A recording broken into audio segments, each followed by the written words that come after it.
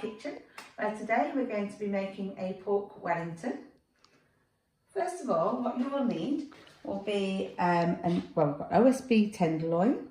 We've got 50 grams of butter, half an onion or shallot.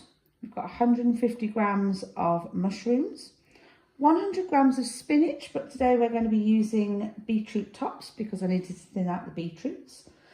We've got 50 grams of chicken liver pate, a few sage leaves, some parsley, and we're using wild garlic powder, but you could also use chives, and some prosciutto ham. We need to start cooking, so we're going to put a little bit of oil into a nice frying pan, and then wait for it to get, I would say, hot. And we're going to get our tenderloin and just sear it off as we go around. In a minute, you should have been able to see your tenderloin has gone golden all the way around. So you just want to remove that from the pan and let that rest upon a plate. And then we want to add the butter into those lovely pan pieces. Let that melt down slightly. I'm going to reduce the heat a little bit and add the onion or shallot. So once the onions start to soften down a little bit, just add the mushrooms and then mix them all together and let them soak up all those lovely juices and soften as well. Now the mushrooms have all softened nicely with the onions, so we're just going to add those mixed herbs that we had before and blend together. Mix them all in, and then we want to take about a third of the mixture out of the pan and reserve it for the sauce.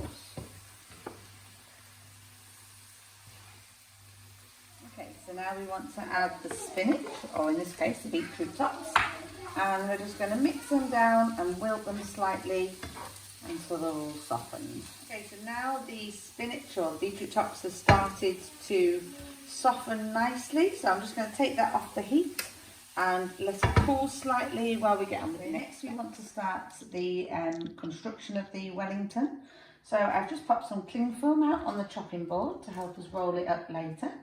I've laid the prosciutto ham across in rows to cover up the cling film there. You want it to be about the length of the Wellington, of the tenderloin that you've got. Roughly about 10 slices or so, but because we're using our own prosciutto and I'm not very good at cutting it, there's a lot more slices in there.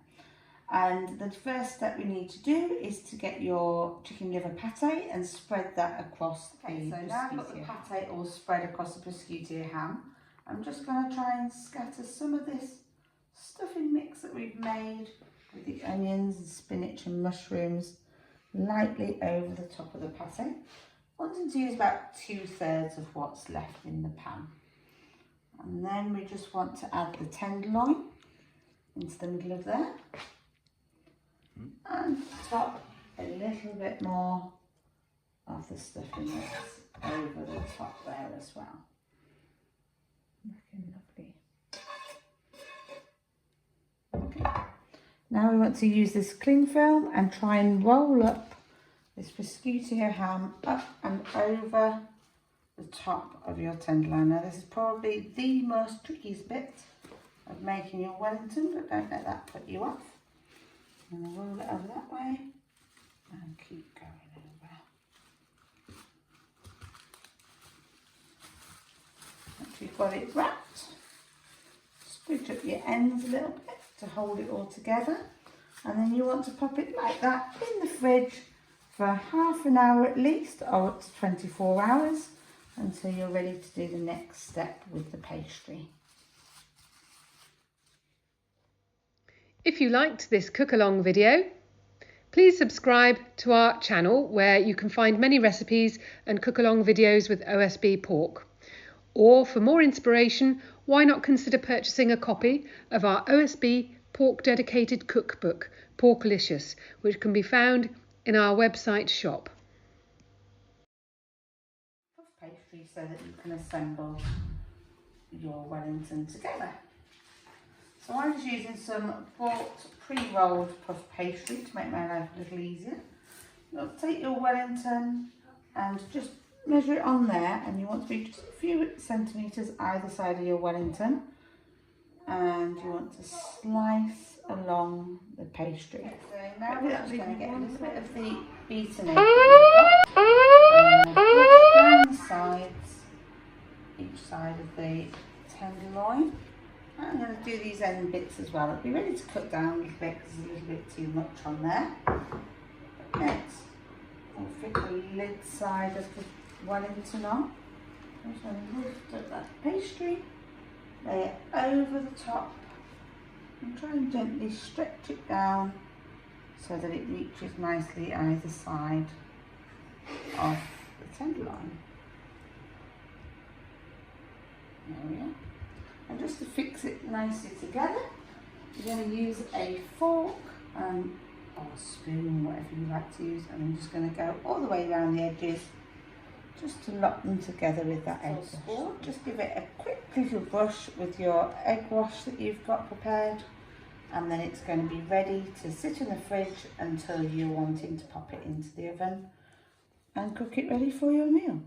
To cook your pork Wellington, you want to preheat the oven to 180 degrees and then cook it for around 35 to 40 minutes. So whilst your Wellington's in the oven cooking, you want to prepare your sauce to accompany it.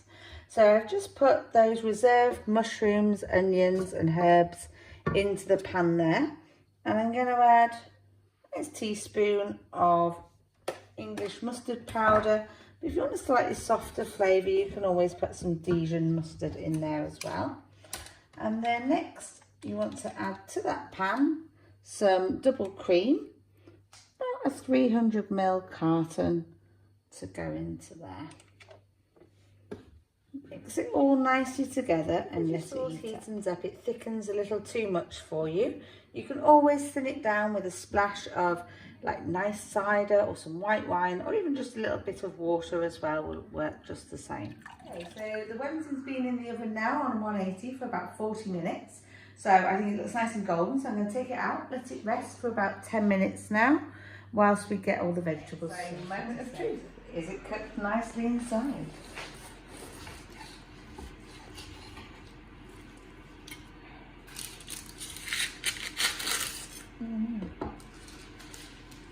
Oh, look at that.